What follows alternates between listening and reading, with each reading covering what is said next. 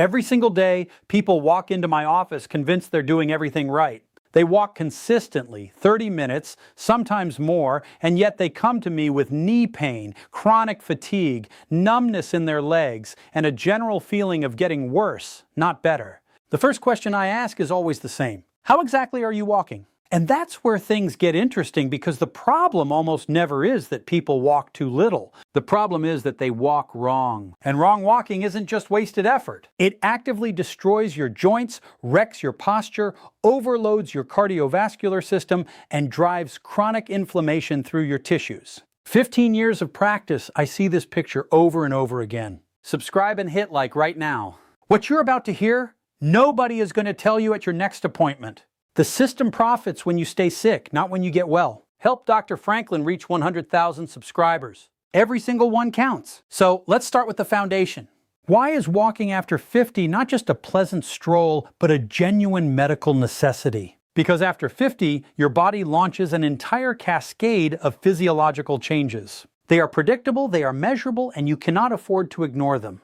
The first change, muscle mass begins to disappear. This process has a name, sarcopenia. That means the gradual age-related loss of muscle tissue. After 50, you lose roughly 1 to 2% of your total muscle mass every single year. That sounds manageable on paper, but over 10 years, that's a loss of 15 to 20% of your total muscle. And muscle is not just about strength. Muscle stabilizes your joints. Muscle regulates your blood sugar, the amount of glucose circulating in your bloodstream. Muscle holds your posture upright. Muscle gives you balance when you walk. Lose enough of it and everything downstream starts to fall apart. The second change, your joints stiffen.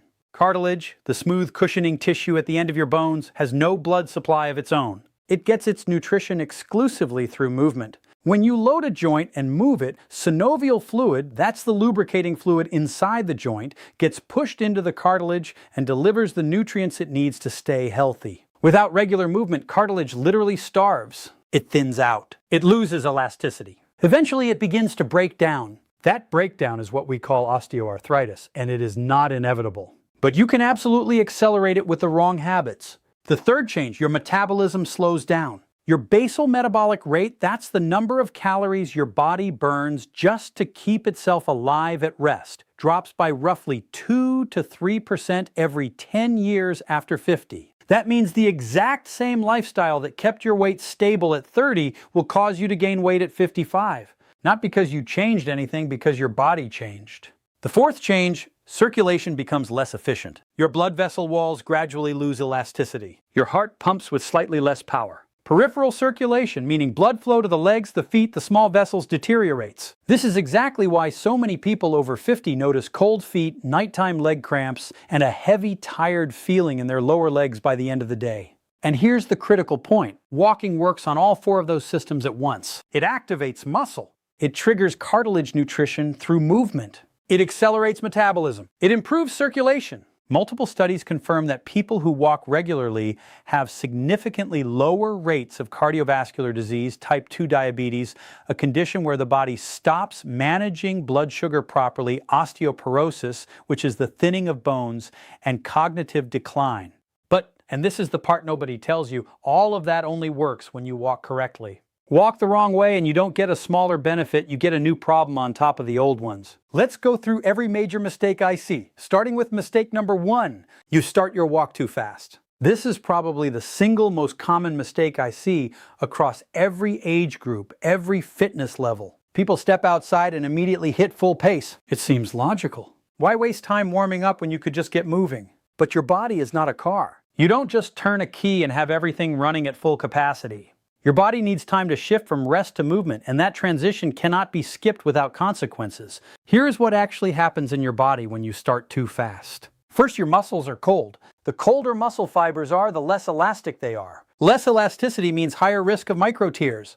Those are tiny microscopic rips in the muscle tissue that individually cause no symptoms, but accumulate over time and produce chronic pain syndromes. Second, your joints are not yet lubricated. Synovial fluid, the protective liquid inside your joints, pools in certain areas of the joint cavity while you rest. To spread evenly across the entire joint surface and create a protective film between the cartilage surfaces, it needs a few minutes of slow, gradual movement. Start fast and your cartilage is running dry. Third, your cardiovascular system is not adapted. The heart does not like sudden demands. When intensity rises too fast, heart rate spikes and blood pressure jumps more sharply than it needs to. After 50, when your vessels are already less elastic, that sudden spike puts unnecessary stress on the vessel walls. The solution requires zero additional time. Spend the first 3 to 5 minutes of every single walk moving slowly, deliberately slowly, almost leisurely slowly. That is your warm-up. It is not just for athletes, it is for every person who wants to walk without pain. After 5 minutes of slow walking, your joints are lubricated, your muscles are warm, and your heart has settled into a working rhythm. Now you can pick up the pace. Mistake number 2, wrong posture while walking. Go outside and watch people walk. Most of them are hunched forward, head jutting out in front, shoulders rounded down and forward, eyes aimed at the ground a few feet ahead. This is not just unattractive, this is a biomechanical catastrophe for your spine and your respiratory system. Let me explain the mechanics. An adult human head weighs about 11 pounds. When it sits directly over the spine in neutral position, the neck muscles carry exactly that load. But when the head shifts forward by just 1 to 1 1/2 inches, the load on the cervical spine, the neck portion of your backbone, increases by roughly 3 times. At 2 inches of forward shift, the load multiplies 4 to 5 times. That means instead of carrying 11 pounds, your neck and upper back muscles are now holding 45 to 55 pounds continuously. Walk like that for 20 or 30 minutes and you generate chronic muscle tension in the neck, shoulders, and the base of the skull. This is why so many people come home from a walk with a neck ache. It is not a draft, it is not old age, it is posture. The second hit lands on your lungs. When your chest is compressed and your shoulders are rolled forward, your diaphragm, the primary breathing muscle, a dome-shaped muscle below the lungs, cannot fully descend. Your lungs cannot fully expand. You breathe shallow, using only the top portion of your chest. Your body receives less oxygen than it should. Less oxygen means less energy for your muscles and your brain. You walk for 30 minutes and feel like you walked for an hour. People blame this on age or poor fitness. The real culprit is posture. There is a third consequence that almost nobody mentions. Bad walking posture disrupts the entire biomechanical chain. Head forward, the lower back compensates with an exaggerated arch, the pelvis tilts, the knees begin operating at the wrong angle. The load on your knee and hip joints increases, not because you are old, because of one specific, correctable, mechanical error. How to fix it? Picture a thin thread attached to the top of your head, pulling you gently upward. This does not mean straining or forcing yourself tall. It simply means allowing your spine to decompress and straighten. Shoulders relaxed, drawn slightly back, not a military stance, just your natural anatomical position. Eyes forward on the horizon, not at the pavement. Chin parallel to the ground, chest open. In this position, your lungs work at full capacity. Your neck carries no excess load, and your spine distributes weight the way it was designed to. Mistake number 3, the wrong shoes. This is the topic people pay the least attention to. Shoes are the last thing anyone thinks about when choosing a walking route or deciding how long to go. That is a serious mistake because for your joints there is nothing more important than what sits between your foot and the ground. 2 things happen with age that make footwear critically important. First, the fat pads on the soles of your feet thin out. Existed as natural shock absorbers. They soften the impact of your heel hitting the ground with every step. Now that natural cushioning is diminished, that means your shoes must pick up the slack. If they don't, every ground impact travels straight up the chain, ankle, knee, hip, lower back. Second, the muscles and ligaments of the foot weaken with age. The arch of the foot can begin to collapse. This is called acquired flat foot. Flat foot changes the entire load angle on the knee, shifts the axis of the hip joint, and increases spinal stress. Good shoes with proper arch support can meaningfully slow that process. What you need in a walking shoe. First, adequate cushioning in both the heel and the forefoot. The sole must be soft enough to absorb impact, but not so soft that your foot sinks without support. Second, arch support. This does not mean a rigid insole. It means the inner shape of the sole follows the natural anatomy of your foot and prevents the arch from collapsing inward. Third, a flexible sole in the front portion. When you walk, your foot needs to bend at the ball, the wide front part of the foot. If the entire sole is rigid, it disrupts the natural heel to toe roll and overloads the calf muscles and the Achilles tendon, the large tendon at the back of your ankle. One more thing about shoes wear. Many people are walking in sneakers or athletic shoes they bought 2 or 3 years ago. The outside may look perfectly fine, but the cushioning materials in the midsole, the layer between the outer rubber and the inner lining, lose their shock-absorbing properties long before the shoe looks worn. If you walk regularly, replace your walking shoes approximately once a year. That is not a commercial pitch. That is osteoarthritis prevention.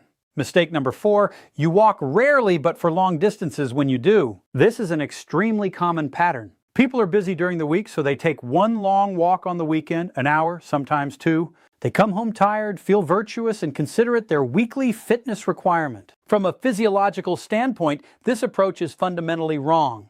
Your body does not respond to isolated bursts of activity. It responds to repeated, consistent signals. Every time you walk, your body receives a message. Physical activity is the norm. In response to that message, your heart gradually becomes more efficient, your blood vessels adapt, your muscles strengthen, your metabolism stays active.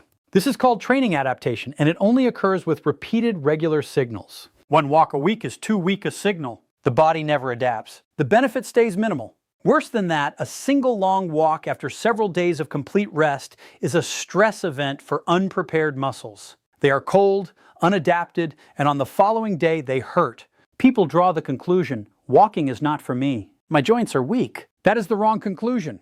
The joints are likely fine. The loading pattern is wrong. Evidence-based medicine is clear on this. 20 to 30 minutes of walking on most days of the week is the minimum effective dose for your cardiovascular system.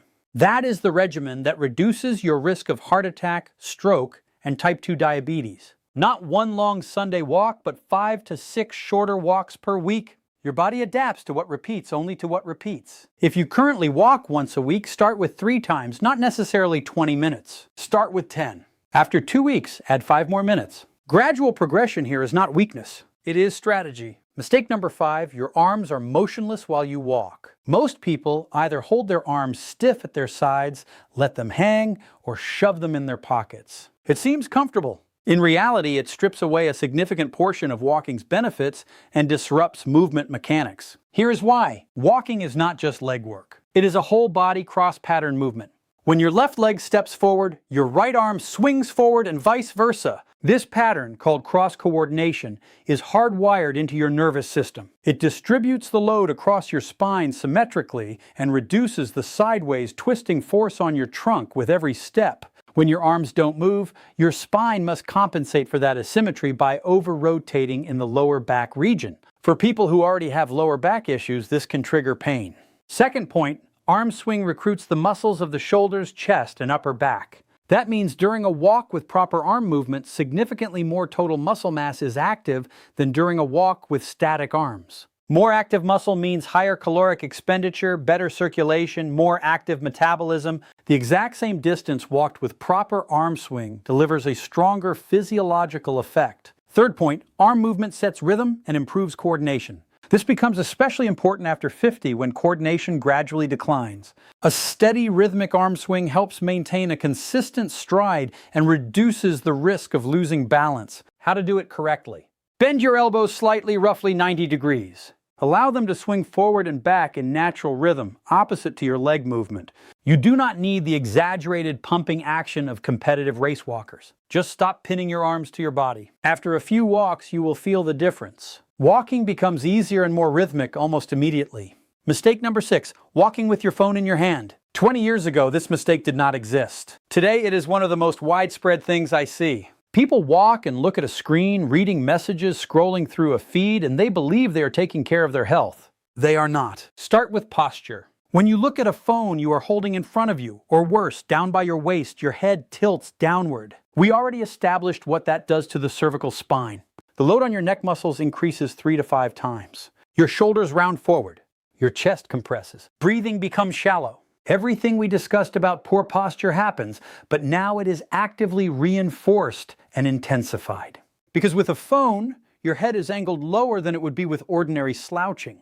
Now consider safety. After 50, the vestibular system, the balance and orientation system in your inner ear begins to operate with slightly less precision. Proprioception, your body's sense of its own position and movement in space, also begins to fade. This is a normal, gradual process of aging. What it means is that your brain increasingly relies on visual input to maintain balance while walking. When your eyes are on a screen instead of the path ahead, your brain is deprived of its most critical source of spatial information. You stop seeing uneven pavement, curbs, steps, wet surfaces, sudden drops. The risk of a fall rises substantially. A fall after 50 is not just getting up, brushing yourself off and moving on. It frequently means a fractured wrist, fractured ribs, or most seriously, a hip fracture. A hip fracture in someone over 60 means extended immobilization, surgery, and a lengthy rehabilitation period. The prevention is as simple as it gets. Put the phone in your pocket. And one final argument, walking is not just a physical exercise, it is a neurological one. When you walk while paying attention to the road, the sensations in your body, your breathing, your surroundings, you are actively training attention, coordination, and spatial awareness. That is genuine documented benefit for your brain. When you watch your phone, that benefit disappears. Your legs are moving, but your brain is occupied elsewhere. Let a walk be a walk. Mistake number 7, ignoring recovery after walking. Nobody talks about this, not in a clinic, not in a gym. The general assumption is that walking is such a light activity that no recovery is required. That assumption is wrong. Start with water. Muscle tissue is 70 to 75% water. Every biochemical process in muscle, contraction, relaxation, repair after exercise happens in an aqueous environment. Even mild dehydration, a 1 to 2% reduction in your body's fluid stores, measurably reduces muscle elasticity, slows recovery, and increases the risk of cramping. After a walk, drink a glass of water. That is not advice from a sports drink advertisement. That is basic physiology. Now about stretching. During walking, your muscles work in a shortening mode. They contract repeatedly. Without stretching afterward, they remain slightly shortened after you stop. Over time, this accumulates. Muscles become tight and rigid. Joint range of motion decreases and a persistent feeling of stiffness develops. This is most pronounced in the calves, the back of the thighs, and the lower back. 5 minutes of gentle stretching after every walk prevents this entirely. And about rest days. Many people reason that if walking is good, more walking is better. That is not how adaptation works.